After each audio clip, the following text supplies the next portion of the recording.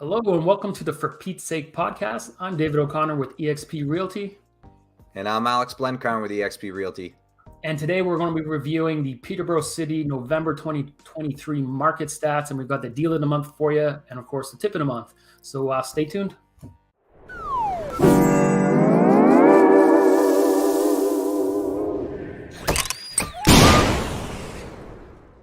What's going on, Alex? Not too much. For those that don't know, I did grow a mustache for November. It's not making an appearance in this month's podcast because I ended up shaving it off. Not because I didn't like it. Well, I guess it was because I didn't like it. But the wife liked it, which was surprising. But she was into it. I think I looked pretty handsome. I had a couple of people say I look like someone from the 40s, so that's always nice to hear. But I ended up getting rid of it. So I know I was giving you a hard time, but I think I did tell you at the end that I thought you were in the 10 percentile. That doesn't look creepy. Yeah. You better watch out. I might grow it again. I'm really surprised. You're a newlywed, and your wife was really happy with it, and you shaved it. Rookie move. Yeah, I know. Yeah, there's pins and needles there, but yeah. Enough of the cheery stuff. Let's depress us. What's the economic update that you have for us there, Alex? Well, we did get Q3 GDP data, and we did fall in that quarter. So there was a decline in GDP, but they revised the Q2 numbers. Ooh. So before that revision, we would have technically been in a recession. But because of that revision, they actually said we grew by around, I think it was 1.2 or 1.4% in Q2. So we're technically not in a recession. We sort of dodged a bullet there. So that was good. But, you can see it. You can feel it. Credit card debt's up. We are starting to see mortgage renewals come up. We have seen or heard talk from economists saying that we've only felt about a third of the rate hikes. So could be some pain to come there. Let's see what happens with renewals. As always, if you're having any trouble with a mortgage payment, definitely reach out to a mortgage broker and see what they can do for you. So to be in a recession, remind me, it's two negative quarters, and Q3 was negative. Originally, Q2 was negative, but they revised it so it wasn't, but Q3 was negative, right? Like a slight negative? Yeah, so now we got to see if Q4 is negative, basically, okay, which will come out in 24. So we won't know till 24 if we're in a technical recession because it is back-to-back quarters. Tune in next month, and we're also going to have the year in review as well as the December stats. Yeah. All right, let's jump into this deck. Yeah, so I think the biggest shocker here with the deck was the average price increase. Not only did it increase year over year, but it also went up month over month, which was surprising. Yeah, and the one that jumps out is the number of sales, though, decreasing by 27%. Yeah, and that's up year over year change. So I added that. That's not normally in there, but it did decline by 38% last month, and it only declined by 27% in November year over year. So that's November 22 versus 23. So maybe a good sign there. Yeah, I don't know. Maybe we'll have some good news for people here today. Yeah, so there you can see a little uptick in average price. Now, again, it's a pretty small sample size, just like we spoke about last month. So it doesn't necessarily mean that we've seen any price appreciation. It could just be the price distribution. Yeah, we see it there. So this 629 in the bottom right there. Yeah, so it went up about $50K month over month, which is a lot of money. 8%-ish? Yeah, about 8%, which is, that's a pretty big increase. There month over month, you can see it also went up year over year. But I don't know. So average price went up, but what are you sort of seeing anecdotally in the market? Yeah.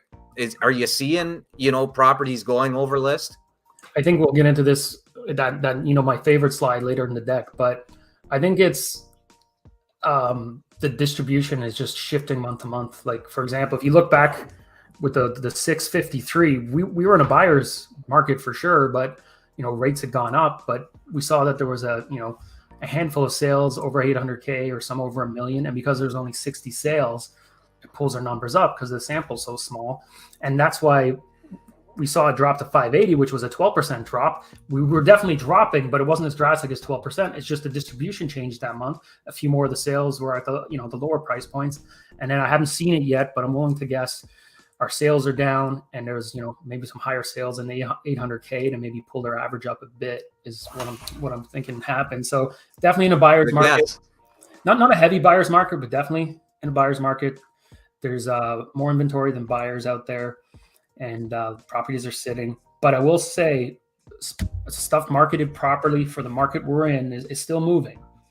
But if people are trying to get prices from 3 months ago, it's just not happening, and they're sitting. Yeah. Now this is a bit candid here.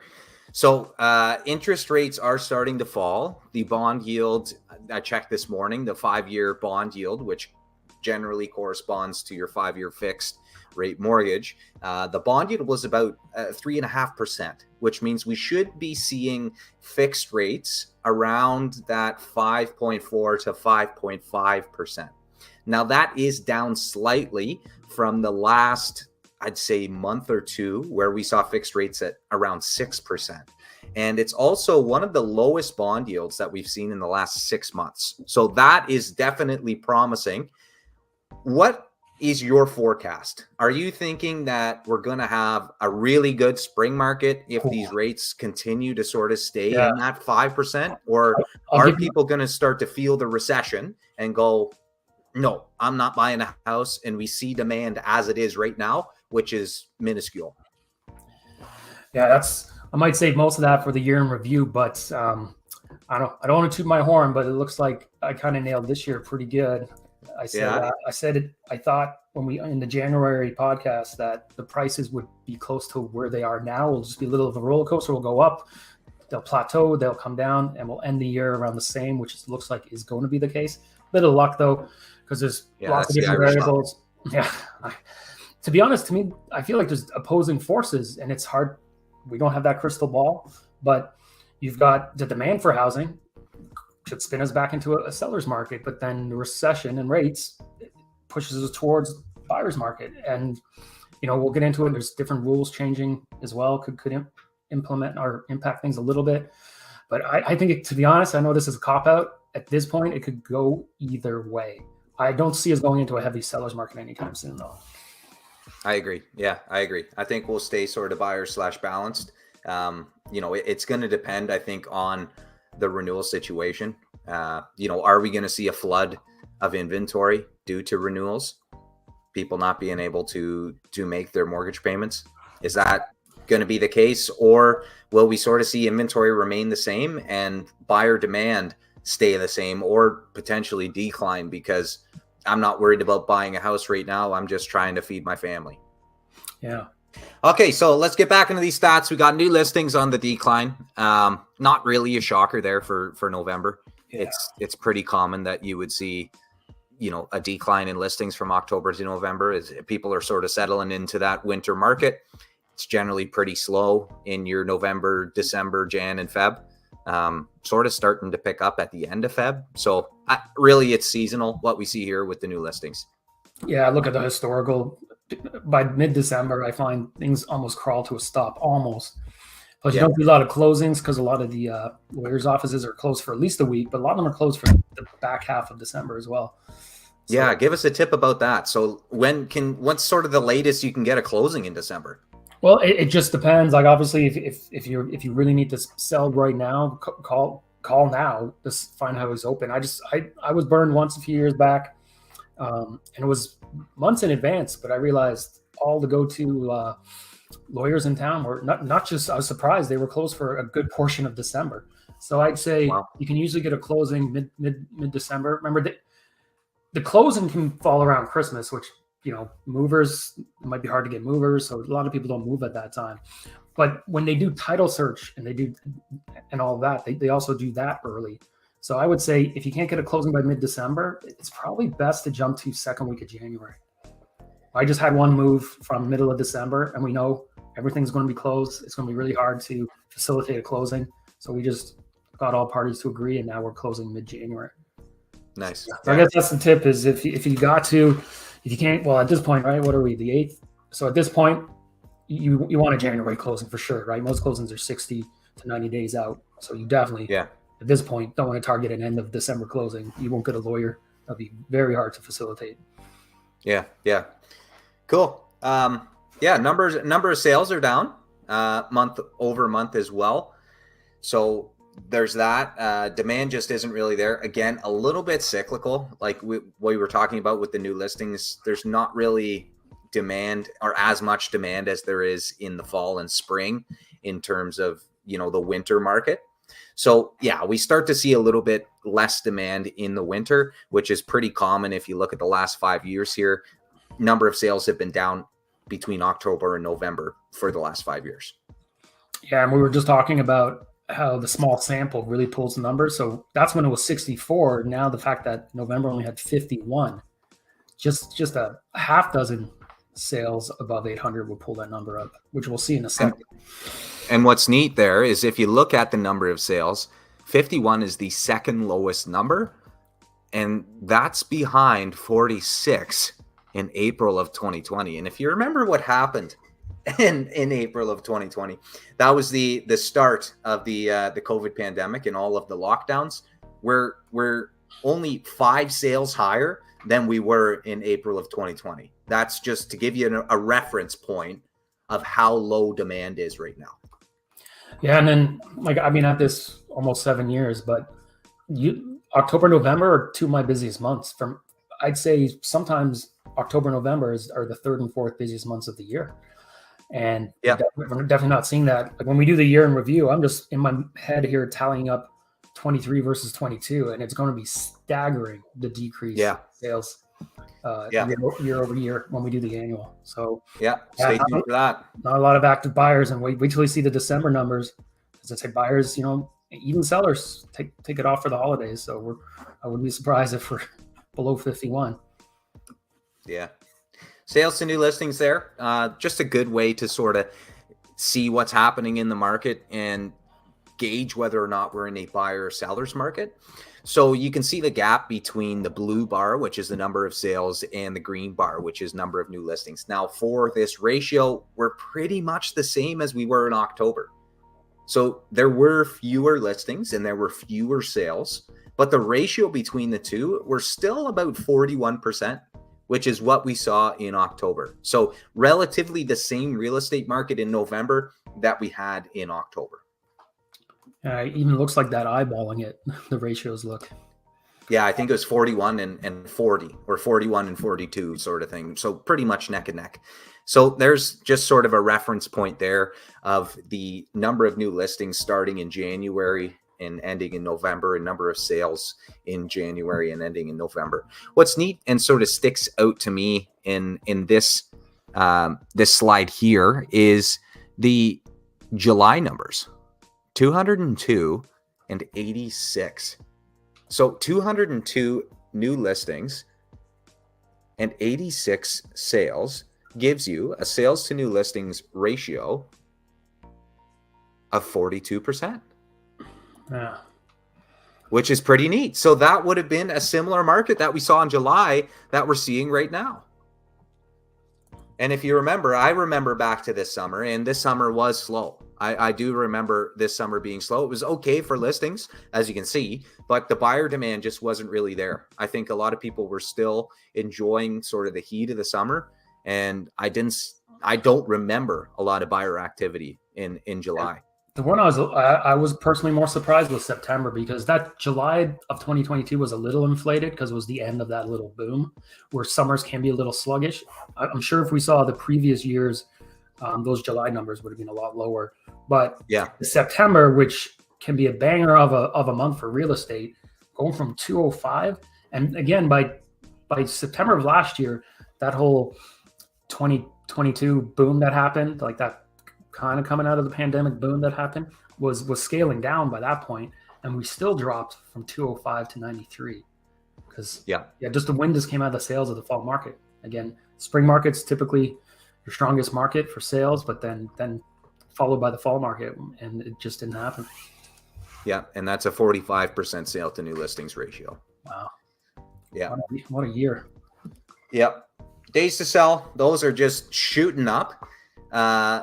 Any thoughts on that? I mean, I've been seeing 36. just, anecdotally, sort of just homes are sitting on the market and then they're accepting or they're reducing, and then they're getting, something maybe close to that second or third try at the list price.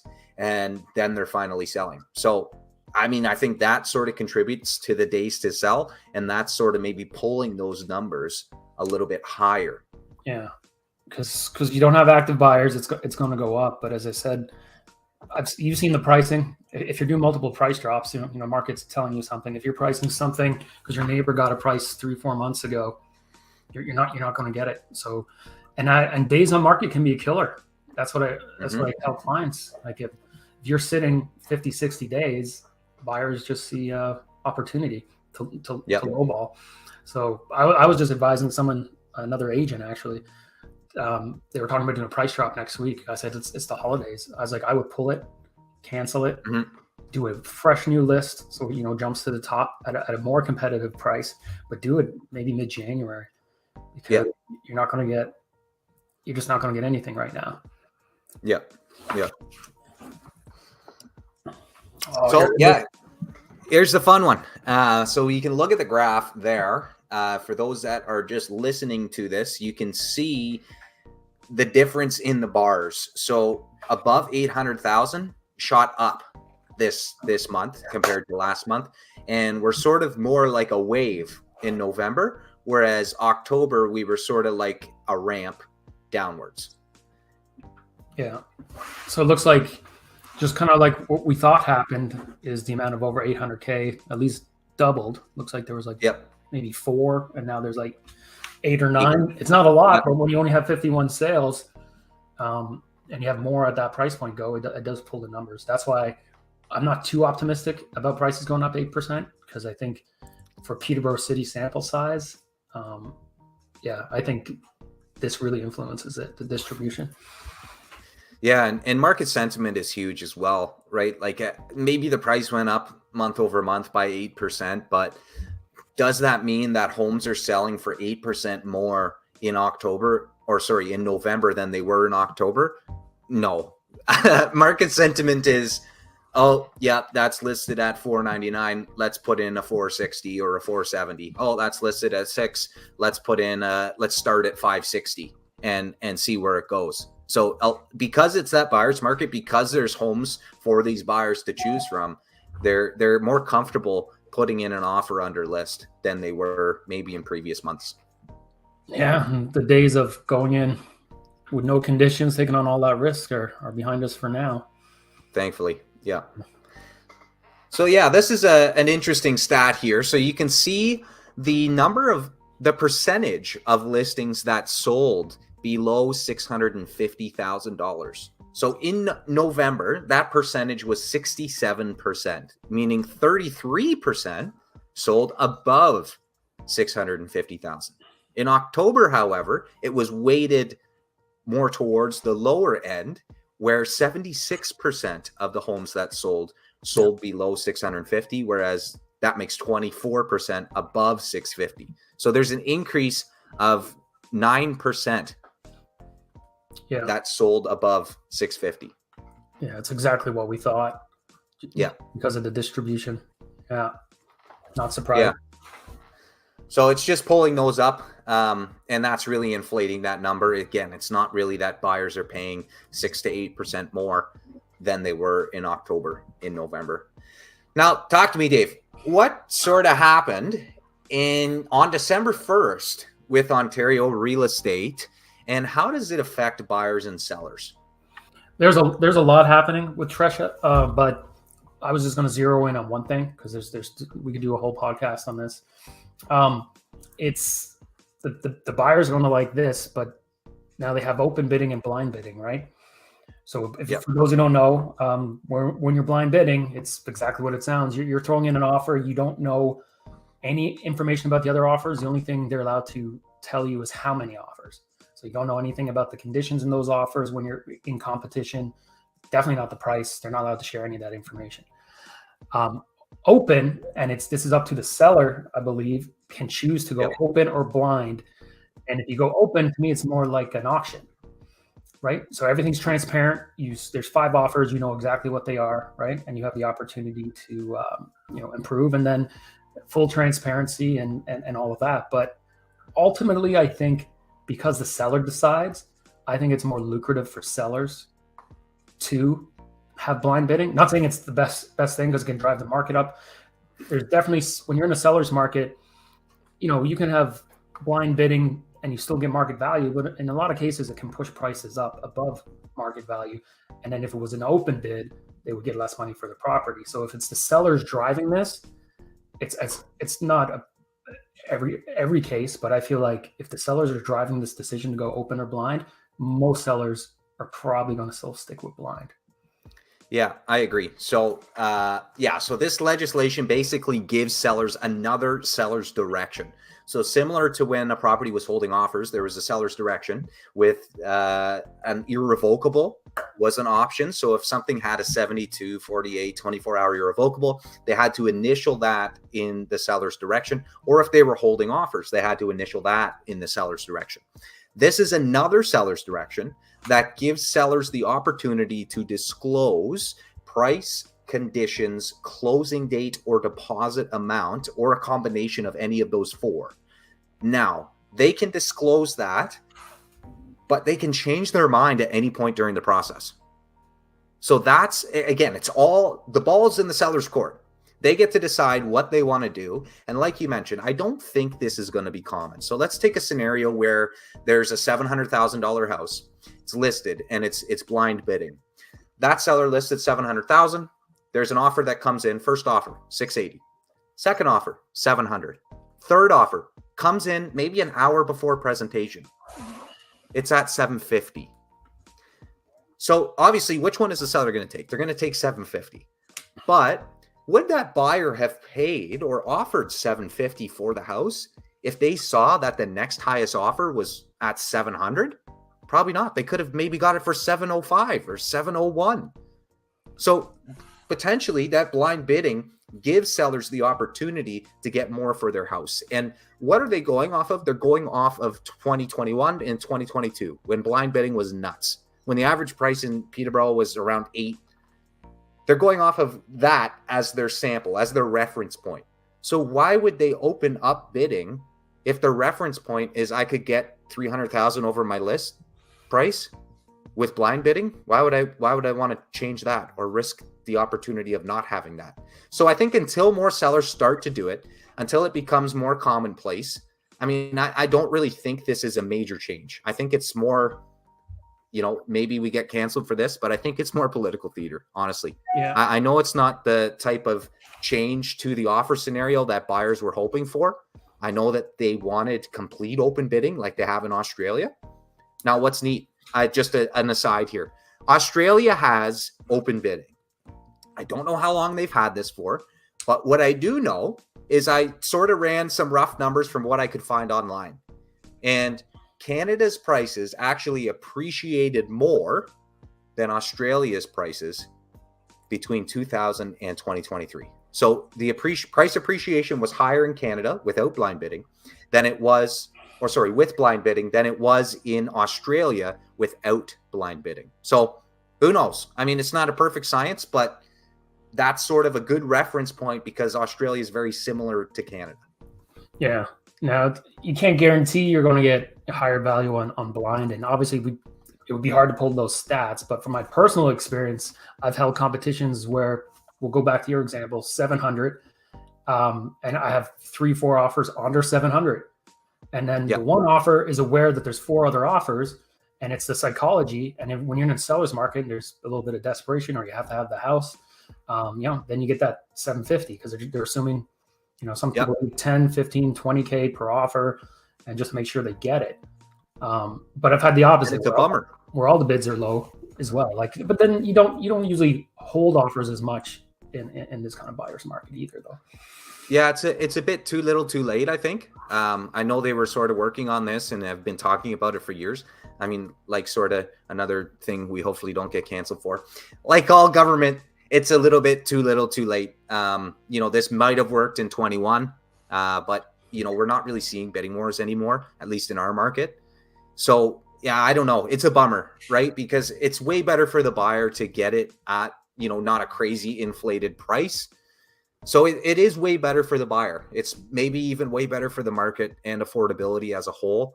Yeah. It's just unfortunate that they're putting this in the seller's hands and allowing them to make the choice, because I don't know how many sellers are going to choose to go with open bidding, but I guess time will tell. Either mandate it, but if you put it in the control of sellers, I'd be surprised. Like, for my clients, we do what we do. We advise them the pros and cons of each, and ultimately you let them decide. But I believe most of them would go with blind bidding. And I just wanted one caveat is there would be a scenario where open bidding could yield you more for your property. But I think, percentage wise, are the odds of that happening versus the blind bidding approach, I don't think it's there. Yeah. Something fun to try. What we got here for you, bud?